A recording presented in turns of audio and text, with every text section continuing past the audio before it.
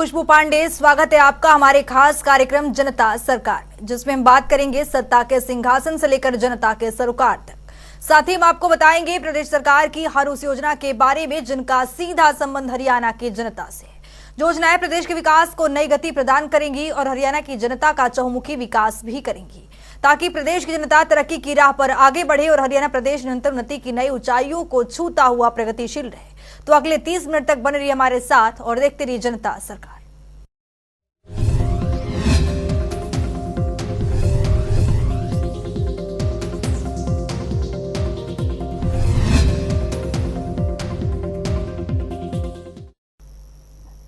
जल संरक्षण के प्रति हरियाणा की मनोहर सरकार प्रदेशवासियों को जागरूक कर रही है, ताकि आने वाली पीढ़ियों को जल संकट का सामना न करना पड़े। इन सबको ध्यान में रखते हुए मुख्यमंत्री मनोहर लाल ने पानी का सही उपयोग करने के लिए प्रदेश के नागरिकों से आह्वान किया है। तो वहीं पानी के संग्रह के साथ साथ उसके प्रबंधन के लिए भी काम करने की अपील की है। देखिए।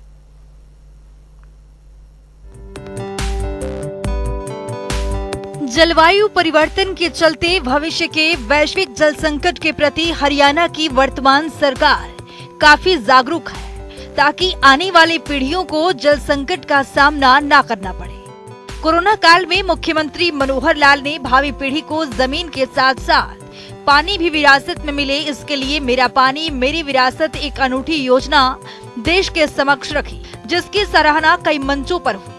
मुख्यमंत्री मनोहर लाल का लक्ष्य है कि धान बाहुल्य जिलों में धान के स्थान पर अन्य वैकल्पिक फसल की ओर जाने के लिए किसानों को प्रेरित किया और स्वयं प्रदेश के सभी 10 धान बाहुल्य जिलों के किसानों से सीधा संवाद किया, जिसका परिणाम ये हुआ कि 1.5 लाख एकड़ भूमि पर किसानों ने धान की बजाय अन्य फसलों को अपनाया है और इसके लिए ऐसे किसानों को 7,000 प्रति एकड़ की दर से वित्तीय सहायता दी जा रही है। साल 2023-24 में इस योजना के तहत 2 लाख एकड़ क्षेत्र को धान के स्थान पर अन्य फसलों के अधीन ले जाने का लक्ष्य लिया गया है। इसके अलावा अब किसान धान की सीधी बिजाई पद्धति की ओर भी बढ़ रहे हैं, जिससे पानी की काफी बचत होगी। तो आइए ग्राफिक्स पर नजर डालते हैं। मुख्यमंत्री मनोहर लाल जल संकट के प्रति चिंतित। मेरा पानी मेरी विरासत योजना रखी देश के समक्ष। किशाऊ, लखवार, रेणुका बांधों की परियोजना सिर चढ़ाने की पहल। 7 राज्यों के मुख्यमंत्रियों को एक मंच पर लाने में सफल रहे मुख्यमंत्री। सतलुज यमुना लिंक नहर के पानी को हिमाचल के रास्ते लाने पर विचार विमर्श। मुख्यमंत्री मनोहर लाल ने किसानों को प्रेरित किया। धान बहुल्य जिलों में अन्य वैकल्पिक फसल अपनाने के लिए प्रेरित किया। मुख्यमंत्री ने सभी 10 धान बाहुल्य जिलों के किसानों से संवाद किया। 1.5 लाख एकड़ भूमि पर किसानों ने धान की बजाय अन्य फसलों को अपनाया। ऐसे किसानों को 7,000 प्रति एकड़ की दर से वित्तीय सहायता दी जा रही है। साल 2023-24 में योजना के तहत 2 लाख एकड़ क्षेत्र को अन्य फसल बोने का लक्ष्य रखा। अब किसान धान की सीधी बिजाई पद्धति की ओर बढ़ा रहे कदम। राज्य के द्विवार्षिक एकीकृत जल संसाधन कार्य योजना 2023-25 का शुभारंभ किया। राज्य में कुल पानी की उपलब्धता 20,53,598 करोड़ लीटर है। पानी की कुल मांग 34,96,276 करोड़ लीटर है, जिससे पानी का अंतर 14 लाख करोड़ लीटर है। इस कार्य योजना से अगले 2 वर्षों के अंतराल को पूरा करना लक्ष्य है। जल संरक्षण की दिशा में 2 दिवसीय जल सम्मेलन का आयोजन हुआ था। मुख्यमंत्री मनोहर लाल ने हाल ही में राज्य के द्विवार्षिक एकीकृत जल संसाधन कार्य योजना 2023-25 का शुभारंभ किया, जहां राज्य में कुल पानी की उपलब्धता 20,53,598 करोड़ लीटर है, जबकि पानी की कुल मांग 34,96,276 करोड़ लीटर है, जिससे पानी का अंतर 14 लाख करोड़ लीटर है। इस कार्य योजना से अगले 2 वर्षों के अंतराल को पूरा करना है। वहीं जल संरक्षण की दिशा में गत दिनों पंचकुला में 2 दिवसीय जल सम्मेलन का आयोजित किया गया था, जिसमें प्रशासनिक सचिवों और जल संरक्षण पर कार्य कर रहे देश विदेशों के विशेषज्ञों ने भाग लिया था। इसके साथ ही सम्मेलन का मुख्य उद्देश्य गिरते भूजल स्तर के मद्देनजर एकीकृत जल संसाधन प्रबंधन रणनीति और दृष्टिकोण पर चर्चा करना था। उन्हीं के इनपुट के आधार पर द्विवार्षिक एकीकृत जल संसाधन कार्य योजना 2023-25 तैयार की गई। इस योजना के क्रियान्वयन के लिए 3 कमेटियां गठित की गई, जिसमें मुख्यमंत्री खुद राज्य स्तरीय प्रथम कमेटी के अध्यक्ष बने हैं, तो दूसरी कमेटी के मुख्य सचिव की अध्यक्षता में होगी और तीसरी जिला स्तरीय कमेटी संबंधित जिला उपायुक्त की अध्यक्षता में होगी। पानी का उपयोग सबसे ज्यादा कृषि के लिए होता है। जैसा बताया गया 86 से 90% अलग अलग उसके विषय आ रहे हैं। शायद बागवानी मिला करके 90-92% होगा, कृषि में 86% होगा।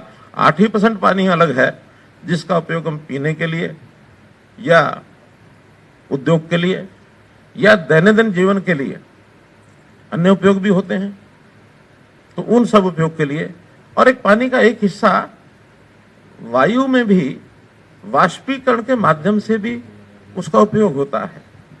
वाष्पीकरण जो होता है, पानी उसमें लगता है, ये भी कोई बेकार का ऐसा वो नहीं है कि भी उसके कारण से पानी हमारा चला गया तो नुकसान हो गया। वो भी एक महती आवश्यकता है जीवन के लिए। अगर ये मॉइस्चर न हो वायुमंडल में तो हमारा शरीर जो है सूर्य की गर्मी से जल भुन सकता है। तो इन सब चीजों के लिए जो उपयोग हो रहा है उसका एक सम्यक संतुलन बनाना, कहीं किसी कारण से कल को ऐसा संकट ना आ जाए कि पीने के पानी के लिए तरस जाए हम। सबसे पहली आवश्यकता पीने के पानी के मनुष्य को, और साथ ही अन्न की आवश्यकता है। तो अन्न भी जरूर चाहिए, पानी के बिना अन्न भी नहीं होगा। वाष्पीकरण जरूर चाहिए, नहीं तो शरीर की त्वचा वो जल जाएगी। और सामाजिक कामों में एक नागरिक के नाते जो हमारी आवश्यकताएं हैं दैनंदिन जीवन की, कपड़े भी धोने हैं, सफाई भी करनी है, हमको गाड़ी की सफाई भी करनी है, हमको फर्श भी धोना है, हमको सारी चीजों के लिए पानी चाहिए। उद्योग के लिए पानी चाहिए, उद्योग में पानी नहीं मिला तो हम उन चीजों से वंचित हो जाएंगे। तो इन सब चीजों के उपयोग के लिए हम जो ये कर रहे हैं, अब इसमें 2-3 बातों का ध्यान करना है कि हमारे पास पानी है कितना। प्रेजेंटेशन में काफी कुछ बताया गया, इतने करोड़ लीटर हमारे पास पानी है। हमारी आवश्यकता कितनी है? इतने करोड़ लीटर पानी की आवश्यकता है, तो 14 लाख करोड़ लीटर की ये कमी बताई गई है। अब 14 लाख करोड़ लीटर की अगर कमी है तो इस कमी को कैसे पूरा करेंगे? पूरा करने के 2 ही तरीके हैं। या तो हम इसका स्रोत बढ़ाएं, पानी की मात्रा बढ़ाएं। पानी कृत्रिम तौर पर नहीं बनाया जा सकता। कोई कहे कि हम पानी को हाइड्रोजन ऑक्सीजन मिला करके पानी की फैक्ट्रियां लगाने पानी बढ़ना शुरू हो जाए, नियर टू इम्पॉसिबल। दूसरा रास्ता बचता है, पानी का उपयोग ठीक कम करें, और उसी के साथ तीसरा है उसका प्रबंधन ठीक करें। प्रबंधन में कहीं पानी ज्यादा उपयोग हो रहा है, कहीं पानी की कमी है। हमारे हरियाणा में देख लें कि खेती के लिए भी बहुत सा क्षेत्र ऐसा है जहां सिंचाई के लिए एक बूंद पानी भी नहीं पहुंचा पाए थे कुछ साल पहले तक। और एक एरिया ऐसा है वाटर लॉगिंग के कारण से हमेशा खेत डूबे रहते हैं और फसल इसलिए नहीं होती, पैदा भी होती है तो बाद में वर्षा में पानी वहां खड़ा हो जाएगा और उसके बाद फसल नष्ट हो जाएगी। तो इसका एक प्रबंधन ठीक हो। फिर उसी के साथ अगला विषय है कि उस पानी का उपयोग तो कम करें ही करें, उसको जैसे रिड्यूस द यूटिलिटी ऐसा कहा। दूसरा है उसको रिसाइकल करें। पानी उपयोग होने के बाद भी उसको रिसाइकल करके उसकी मात्रा को पुनः उपयोग किया जा सकता है, रीयूज। मानो ये 14 लाख करोड़ लीटर, इसको यदि यूज हुए पानी को अगर रिसाइकल करके उसमें कुछ कितना हो सकता है वो एक गति के हिसाब से हम आएंगे। कुछ चीजें तो करनी शुरू की है हमारे सभी डिपार्टमेंट्स ने, लेकिन इसकी गति को भी हमको बढ़ाना पड़ेगा ताकि इस ओर हम बढ़ेंगे तो जो 14 लाख करोड़ लीटर की जो हमारी आवश्यकता है उसको हम पूरा कर सकें। इसके साथ ही मुख्यमंत्री मनोहर लाल ने कई वर्षों से लंबित जल संरक्षण की किशाऊ, लखवार और रेणुका बांधों की परियोजनाओं को सिर चढ़ाने की पहल की है। इसके लिए मुख्यमंत्री मनोहर लाल के केंद्र सरकार से किए गए आग्रह पर हिमाचल प्रदेश, उत्तराखंड, हरियाणा, उत्तर प्रदेश, दिल्ली और राजस्थान के मुख्यमंत्री एक मंच पर आए और आपसी समझौतों पर हस्ताक्षर भी किया। जहां किशाऊ को तो बहुउद्देशीय परियोजना घोषित किया गया, जहां वित्त मंत्री के रूप में मुख्यमंत्री ने सिंचाई और जल संसाधन क्षेत्र को 6,598 करोड़ रुपए का बजट में प्रावधान किया गया। इस दौरान मुख्यमंत्री मनोहर लाल ने कहा कि SYL पर सुप्रीम कोर्ट ने हरियाणा के हक में फैसला दिया हुआ है। उम्मीद है कि ये मुद्दा जल्द ही सुलझ जाएगा और इसके लिए सुप्रीम कोर्ट के निर्णय का इंतजार है। फिर भी हिमाचल के रास्ते लाने के एक वैकल्पिक प्रस्ताव पर विचार किया गया है, जिस योजना का खाका हिमाचल को भेजा गया है। सिंचाई विभाग, जन स्वास्थ्य अभियांत्रिक विभाग, पंचायत विभाग, तालाब प्राधिकरण, लोक निर्माण विभाग के कार्यों में सहयोग देंगे। साथ ही शहरी स्थानीय निकाय, वन शिक्षा विभागों को भी जल संसाधन के कार्यों में सहयोग देंगे, ताकि जल बचाओ अभियान को सफल बनाया जा सके। जल संरक्षण के इन भागीरथी प्रयासों में मुख्यमंत्री का विशेष ध्यान प्रदेश में जल बचाओ को मूर्त रूप देने में कामयाब होगा। स्पेशल डेस्क, जनता टीवी। हरियाणा और हरियाणा वासियों की खुशहाली के लिए काम कर रहे मुख्यमंत्री मनोहर लाल अंत्योदय योजना के लाभार्थियों को एक बड़ी सौगात दी है। दरअसल मुख्यमंत्री मनोहर लाल दयालु योजना के तहत 223 लाभार्थियों के खाते में 6 करोड़ से अधिक की राशि जारी की है। देखिए। हरियाणा सरकार की ओर से अंत्योदय परिवारों को सामाजिक वित्तीय सुरक्षा प्रदान करने के उद्देश्य से दयालु योजना की शुरुआत की गई है। जरूरतमंदों के लिए दयालु योजना किसी वरदान से कम नहीं है। मुख्यमंत्री मनोहर लाल ने इस योजना के तहत अंत्योदय परिवारों के सदस्यों की मृत्यु या दिव्यांग होने की स्थिति में ऐसे परिवारों को सांत्वना राशि प्रदान की है। लगभग 223 लाभार्थियों को 6.36 करोड़ रुपए की राशि सीधे उनके बैंक खातों में पहुंचाने का काम किया है। बैठक में गृह मंत्री अनिल विज ने 40 से अधिक और 60 वर्ष आयु वर्ग के तहत मिलने वाली सहायता राशि को बढ़ाने का सुझाव भी दिया है। इस पर मुख्यमंत्री ने जल्द अधिकारियों को निर्देश दिए कि 25 से 40 आयु वर्ग की श्रेणी को बदलकर 25 से 45 वर्ष किया जाए। इसके साथ ही 40 से अधिक और 60 वर्ष श्रेणी को भी बदलकर 45 से 60 वर्ष किया जाए। इस श्रेणी के तहत दी जाने वाली 2 लाख रुपए की राशि को बढ़ाकर भी 3 लाख रुपए किया जाए। सीएम मनोहर लाल ने कहा कि राज्य सरकार पंडित दीनदयाल उपाध्याय के अंत्योदय दर्शन के अनुरूप पंक्ति में खड़े अंतिम व्यक्ति के आर्थिक और सामाजिक उत्थान के लिए वचनबद्ध है। उन्होंने कहा कि प्रदेश की 3.25 करोड़ जनता उनका परिवार है और परिवार के एक एक सदस्य की हम चिंता करते हैं। दयालु योजना भी एक ऐसा ही प्रयास है जिससे ऐसे परिवारों को राहत प्रदान की जा सके। तो आइए ग्राफिक्स पर नजर डालते हैं। मुख्यमंत्री ने दयालु योजना के लाभार्थियों को जारी की सांत्वना राशि। 223 लाभार्थियों के खाते में सीधे पहुंची 6 करोड़ रुपए से अधिक की राशि। 1,80,000 रुपए तक की वार्षिक आय वाले लोगों को मिली राहत। अंत्योदय परिवारों के सदस्यों की मृत्यु, दिव्यांग होने पर मिली राशि। अब 45 से 60 वर्ष आयु वर्ग को 2 लाख रुपए की बजाय मिलेगी 3 लाख रुपए। दयालु योजना के तहत विभिन्न आयु वर्ग के लोगों को लाभ दिया गया।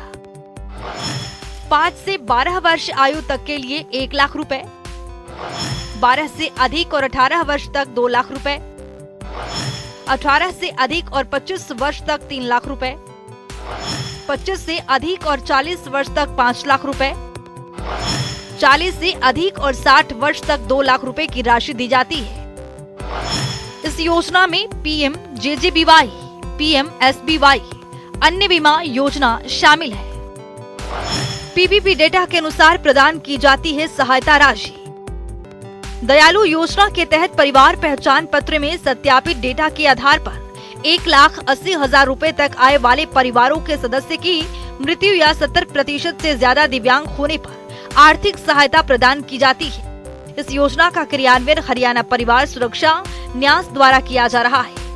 इस अवसर पर राजस्व एवं आपदा प्रबंधन विभाग के अतिरिक्त मुख्य सचिव, वित्त आयुक्त राजेश खुल्लर, वित्त विभाग के अतिरिक्त मुख्य सचिव अनुराग रस्तोगी, उद्योग एवं वाणिज्य विभाग के अतिरिक्त मुख्य सचिव आनंद मोहन शेरन, स्वास्थ्य एवं परिवार कल्याण विभाग के अतिरिक्त मुख्य सचिव डॉक्टर जी अनुपमा, मुख्यमंत्री के प्रधान सचिव उमाशंकर और हरियाणा परिवार सुरक्षा न्यास के मुख्य कार्यकारी अधिकारी पंकज सहित अन्य अधिकारी उपस्थित थे।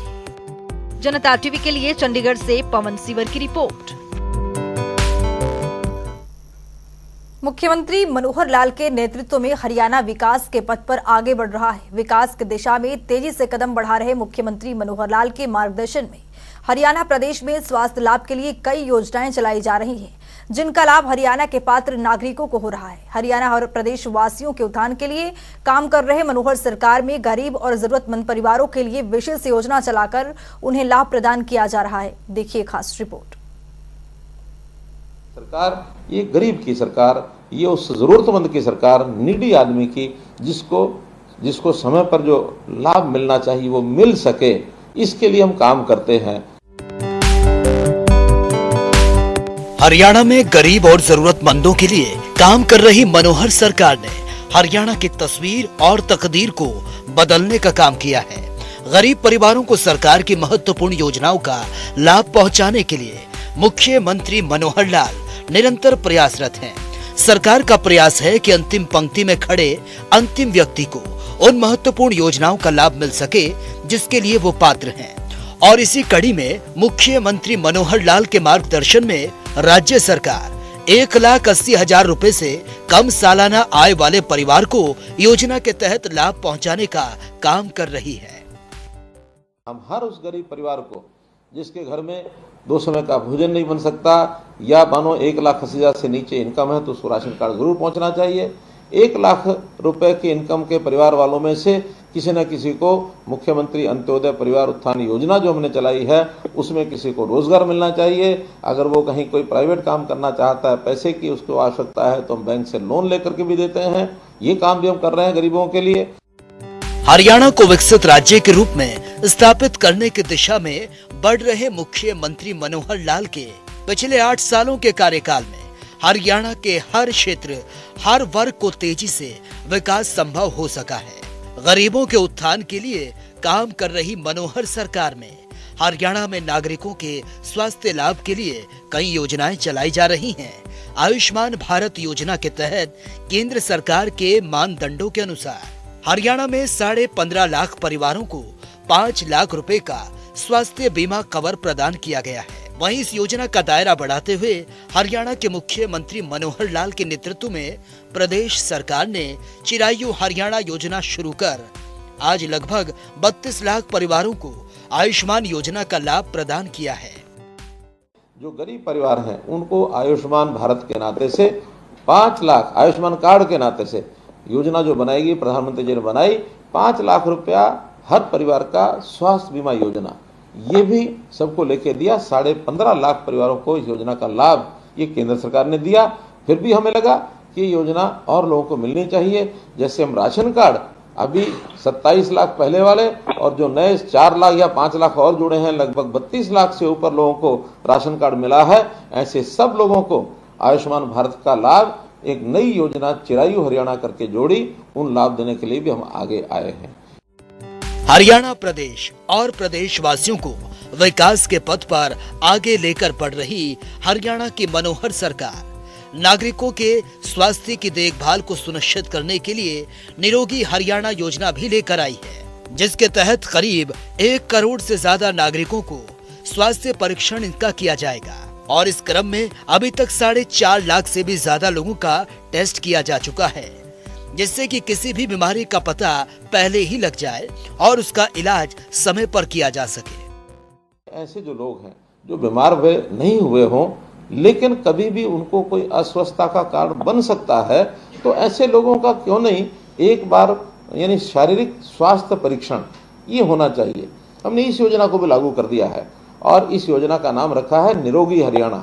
और जितने भी हमारे हॉस्पिटल्स हैं, जितने हमारी CSCs हैं, जहाँ पर ये टेस्ट करवाए जा सकते हैं, ऐसे सब जगह वो टेस्ट कराने शुरू किए हैं। अभी तक 4.5 लाख लोगों का ये टेस्ट परीक्षण हो चुका है। बड़ी संख्या है, 1 करोड़ के लगभग संख्या है। हम आगे चल करके जितने प्राइवेट हॉस्पिटल हैं, जितने लैब्स हैं टेस्ट करने वाली, इन सबको भी एक सरकारी उनके साथ समझौता करके इनके वहाँ भी ऐसे जो परीक्षण हैं उनको करने का और एक हम कार्यक्रम लेने वाले हैं, ताकि करोड़ों की जनता का जो परीक्षण है ये पहले हो सके। जब स्वास्थ्य परीक्षण होगा तो छोटी बड़ी कमी चाहे जो भी नजर आएगी उसका समय पर इलाज कराना ये कई बार संभव हो पाता है। अगर पता न लगे तो बीमारी इस स्तर तक पहुंच जाती है कि कई बार तो वापस लौटना भी मुश्किल हो जाता है, कि बीमारी गंभीर हो जाती है, गंभीर बीमारी, लाइलाज बीमारी, तो जीवन भी जोखिम में पड़ जाता है। तो प्रारंभ में ही अगर कोई चीज़ मिल जाती है तो उसको उसके हिसाब से ठीक किया जाता है। जैसे कहावत है अंग्रेजी में, nip the evil in the bud, कि कोई भी ऐसी बुराई है उसको प्रारंभिक चरणों में उसको समाप्त कर देना चाहिए। तो यही हमारे शरीर के रोग के साथ है, अगर प्रारंभिक भी कोई जानकारी मिल जाए तो उसका तुरंत इलाज कराना संभव हो जाता है। राज्य के विकास और नागरिकों के उत्थान के लिए काम कर रहे मुख्यमंत्री मनोहर लाल ने यह आह्वान किया कि जो परिवार आर्थिक रूप से संपन्न हो जाए, ऐसे परिवार स्वेच्छा से सरकारी लाभ को छोड़ दें, जिससे कि किसी अन्य जरूरतमंद परिवार को इसका फायदा मिल सके। जब 1966 में 65 में जब देश में लाल बहादुर शास्त्री प्रधानमंत्री थे, हमको पता है उस समय अन्न का संकट हुआ था, अपने देश में अन्न कम हो गया था, खाने वाले लोगों की जितनी मात्रा थी उसकी तुलना में। उस समय देश के प्रधानमंत्री लाल बहादुर शास्त्री थे।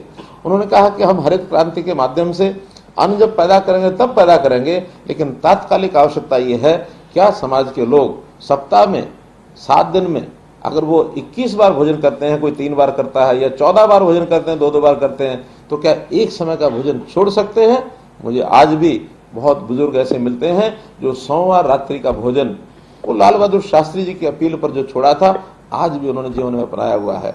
तो ये अपील हमेशा समाज में जो जागृत व्यक्ति होता है, जिनको लगता है कि हमको देश और समाज की मुख्य धारा में होकर चलना है, और अगर हम अपनी आय बढ़ा करके सीमा से बाहर जाते हैं, तो अपील मैं भी करता हूं, आखिर ये राशन कार्ड के नाते से या बीपीएल के नाते से हमको सालाना लाभ कितना मिलता है? हमको सालाना लाभ मिलता है, अगर 20 किलो अनाज एक परिवार का एवरेज जाता है और 20 रुपया किलो का भी लाभ हो तो 400 रुपया महीना, अर्थात 48 रुपया साल।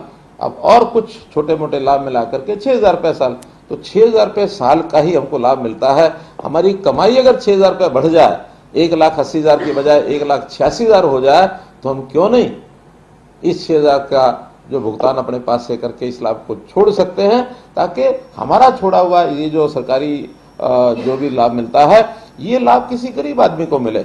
जिस गरीब आदमी को नहीं मिल रहा है उसको ज्यादा मिलेगा, तो वो हमको दुआएं देगा, हमारे ऊपर आशीर्वाद हमारे ऊपर देगा। हरियाणा की मनोहर सरकार गरीब और जरूरतमंदों की सरकार है। इसके लिए मुख्यमंत्री मनोहर लाल उनके कल्याण के लिए निरंतर काम कर रहे हैं, और इस दिशा में प्रदेश सरकार कल्याणकारी योजनाओं का लाभ हर पात्र व्यक्ति तक पहुंचा रही है। ये सुनिश्चित कर रही है मुख्यमंत्री मनोहर लाल की आर्थिक सोच और नीतियों से जहां नागरिकों को सरकार की महत्वपूर्ण योजनाओं का लाभ मिल रहा है, वहीं हरियाणा का मनोहर विकास हो रहा है। ब्यूरो रिपोर्ट, जनता टीवी। तो चलिए अब जान लेते हैं कि आज के इस सवाल का विजेता कौन है।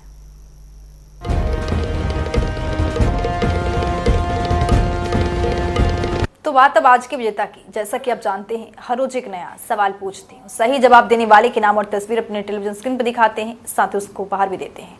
तो चलिए अब जान लेते हैं कि कल का हमारा सवाल क्या था और कौन है इसका विजेता। कल का हमारा सवाल था, गर्वित ग्रामीण विकास तरुण योजना की शुरुआत कब की गई थी? इसका सही जवाब है 12 जनवरी 2015। ढेरों जवाब आए, लेकिन आज के हमारे विजेता हैं यमुनानगर से हर्षित यादव। हर्षित, आपको बहुत बहुत बधाई। तो फिर पूछेंगे आज का सवाल, देखते रहिए जनता टीवी।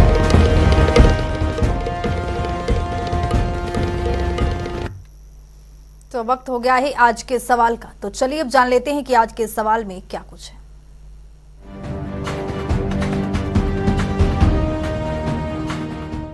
हर रोज की तरह हाजिर हूं आज का सवाल लेकर। जैसा कि आप जानते हैं, हर रोज एक नया सवाल पूछते हैं, सही जवाब देने वाले के नाम और तस्वीर अपने टेलीविजन स्क्रीन पर दिखाते हैं, साथ ही उसको उपहार भी देते हैं। तो चलिए अब नजर डालते हैं आज के सवाल पर। हरियाणा पशुधन उत्थान योजना की शुरुआत कब की गई थी? ए 13 मई 2019, बी 21 जनवरी 2023, सी 11 फरवरी 2018, डी 23 फरवरी 2023। तो दीजिए सही जवाब और बनिए विजेता।